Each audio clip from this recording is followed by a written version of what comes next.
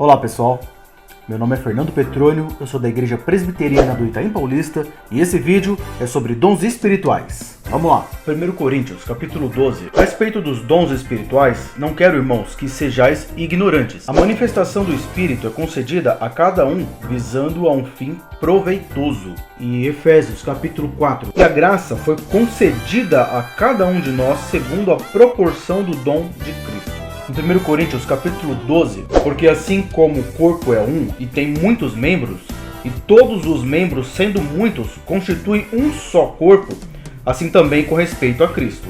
E também em Efésios capítulo 4, verso de número 12, com vistas ao aperfeiçoamento dos santos para o desempenho do seu serviço, para a edificação do corpo de Cristo. Nós precisamos saber o que são os dons e para que eles servem. Vamos então começar com uma definição do que é dom. Dom é uma qualificação conquistada por Cristo, concedida pelo Espírito Santo a cada cristão individualmente, com o objetivo de servir tanto o corpo de Cristo como o mundo. Sendo assim, canal da graça divina, nós precisamos saber para que servem os dons. O apóstolo Paulo, ele faz uma analogia com o corpo, e ele diz que o corpo é constituído por muitos membros. Cada membro tem uma função. Um dedo faz parte do corpo. Porém, se ele for arrancado do corpo, não faz mais parte do corpo. E aqui ele tem funções para edificar todo o corpo. Ele não consegue se edificar a si próprio, mas ele edifica todo o corpo. E assim é o exemplo que o apóstolo Paulo veio nos trazer. Em 1 Pedro 4, verso de número 10, servi uns aos outros conforme o dom que recebeu. Deixa muito claro que os dons são para serviço, servir. E ainda diz sobre a multiforme graça de Deus, que todos possuímos dons e são diferentes dons. Todos os dons são para servir tanto dentro da igreja como servir ao mundo. A graça de Deus sendo distribuída através da igreja. Podemos então concluir também que os dons não servem para você se edificar, mas servem para você edificar o corpo, edificar a igreja, independente de qual seja o dom. Ele não serve para sua própria edificação. Ele é utilizado quando você está em comunidade, a igreja junto. Então vem aí a ideia de comunidade, a ideia de corpo. Você não consegue utilizar o dom para sua própria edificação, mas para edificar os outros. É serviço, é servir. Quando você tem dons e exerce esses dons, você ministra. É daí que vem o nome ministério. É o exercício do dom. Ministérios na Bíblia estão relacionados com os dons. Por exemplo, ministério de oração. Mas oração não é dom? Então não tem como você ter um ministério de oração. Assim também, como a música também não é um dom. E como é que eu vou saber o que é dom e o que não é dom? Exato, é muito importante nós sabermos o que não é dom. Os talentos naturais, eles não são dons espirituais, eles também são dados por Deus, mas eles são dados para cristãos e não cristãos. Porém, eles não são dons espirituais. E esses talentos podem ser usados conjuntamente com os dons.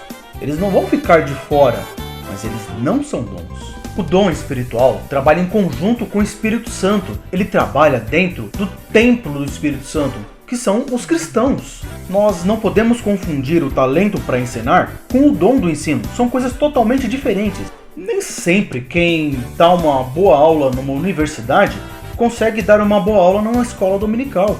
Na igreja, quem habilita as pessoas ao trabalho é o Espírito Santo. A música também não é um dom, mas ela pode ser exercida juntamente com um dom. Pode ser utilizada juntamente com o dom da exortação, com o dom da misericórdia. Podemos utilizar a música, por exemplo, com o dom de misericórdia no hospital. A pessoa que tem um dom de misericórdia vai conseguir passar consolo para as pessoas. A música na igreja, por exemplo, uma pessoa que tem o dom da exortação e vai cantar uma música, ela muitas vezes vai conseguir tocar o coração da pessoa, porque ela tem o dom da exortação. As pessoas que deveriam trabalhar nos ministérios deveriam ser as pessoas que foram habilitadas por Deus, as que Deus deu os seus dons.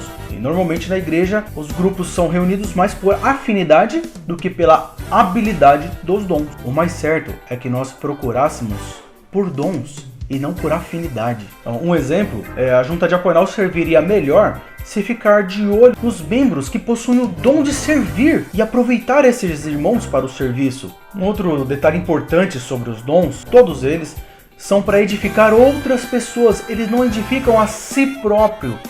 Os dons servem para servir outras pessoas, eles não servem a si mesmo. Outro detalhe, os cargos não são dons e os dons não são cargos.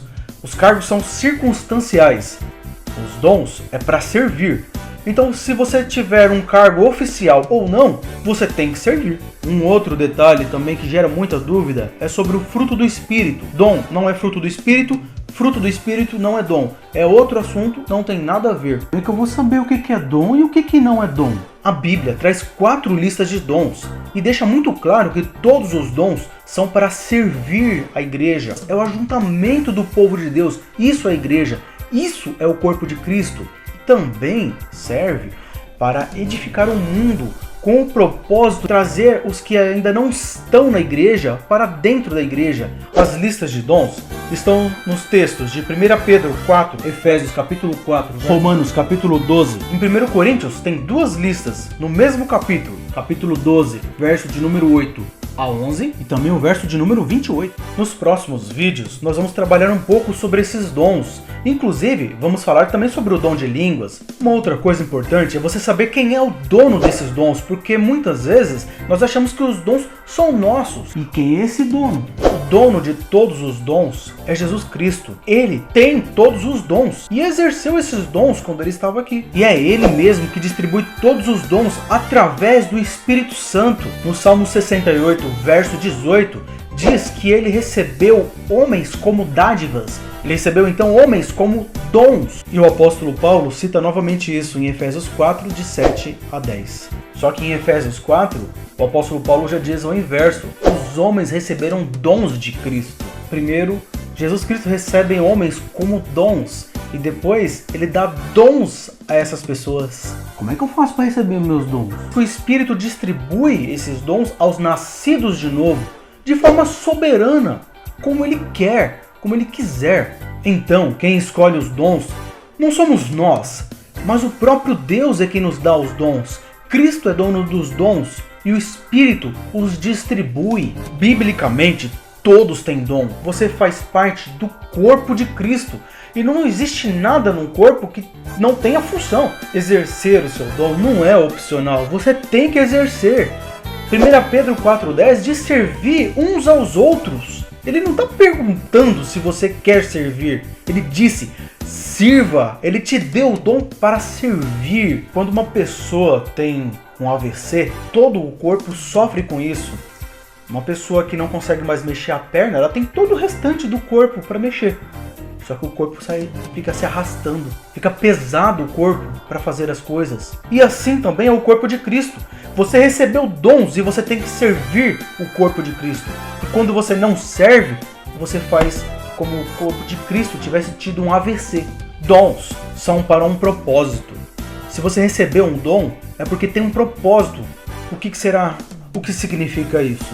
Será que os dons de profetizar e o dom de curar já alcançaram o seu propósito? Nós vamos estar vendo isso nos próximos vídeos.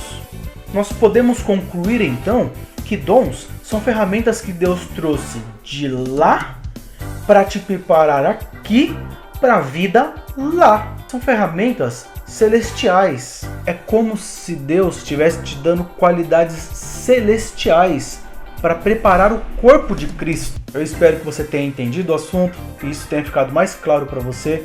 Esse foi apenas uma introdução sobre o assunto sobre dons. Que Deus abençoe a sua vida, curte esse vídeo, compartilha com outras pessoas, que possa ser uma bênção na sua vida. Deus abençoe!